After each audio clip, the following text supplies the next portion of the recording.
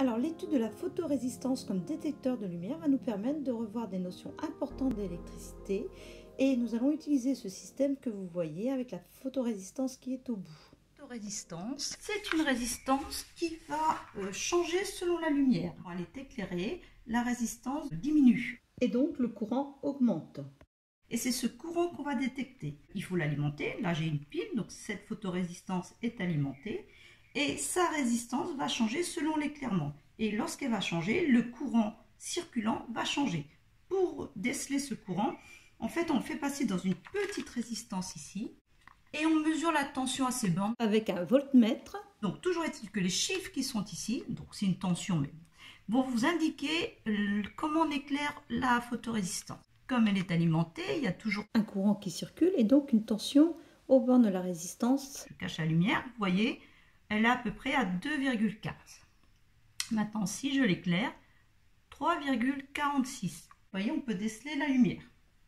Alors maintenant, je vais vous prouver que la résistance augmente quand la photorésistance est éclairée. Là, j'utilise un ohmmètre. Je suis dans la partie verte ici. J'ai mis le calibre 2 kΩ et ma photorésistance est reliée à cet ohmmètre. Ici, vous voyez, il y a un point ici, donc ça veut dire c'est 0,041 kΩ. Ce qui fait 41 ohms. Là, 37 ohms. Donc quand elle est éclairée, il y a une résistance de l'ordre de 39 ohms. Maintenant, je vais cacher avec mon doigt la résistance, la photorésistance. Et là, vous voyez, la résistance est montée à 306 ohms. Donc résistance non éclairée et résistance éclairée. La valeur de la résistance, comme vous le voyez, diminue quand la photorésistance est éclairée. On réfléchit, ici si je cache résistance plus grande, donc le courant sera plus faible, alors que ici, comme la résistance diminue, le courant sera plus fort. Allez, on explique tout ce que vous venez de voir à partir du circuit électrique. Donc voici notre circuit. Donc ici notre résistance qui est constante, ici notre photorésistance, le voltmètre au bornes de la résistance constante. Et ici on avait une pile de 4,5 V, donc en fait là j'ai fait le symbole générateur. En fait c'était une pile. Donc j'aurais dû faire le symbole de la pile. Là j'ai fait le symbole en fait du générateur. Bon, ça ne change rien. Ici on a la tension de 4,5 V qui est constante. Alors, lorsque la photorésistance est éclairée, on a vu que sa résistance diminuait. Si sa résistance diminue, étant donné que dans tout le reste du circuit tout est constant, en fait la résistance de la photorésistance lorsqu'elle diminue, ça revient à ce que la résistance de tout le circuit diminue. Donc si elle diminue, l'intensité dans tout le circuit va augmenter.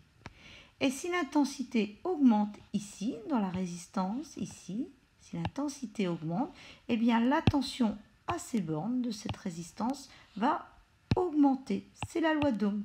Donc lorsque le courant va augmenter ici, la tension aux bornes de la résistance va augmenter. Et donc, en résumé, si la photorésistance est éclairée, la tension aux bornes du voltmètre va augmenter. Inversement, lorsque la photorésistance n'est plus éclairée, sa résistance augmente, le courant dans tout le circuit diminue, et s'il diminue, la tension aux bornes de la résistance va diminuer. Donc en résumé, quand la photorésistance est éclairée, la tension augmente. Quand la photorésistance n'est plus éclairée, la tension ici diminue. Donc en mesurant la tension au bord de la résistance, on peut connaître l'éclairement ou non de la photorésistance et donc détecter la lumière. Tac, je décèle de la lumière. Je cache, j'en décèle moins. J'éclaire, voilà. Je la mets au soleil, hein, et j'ai 4,29.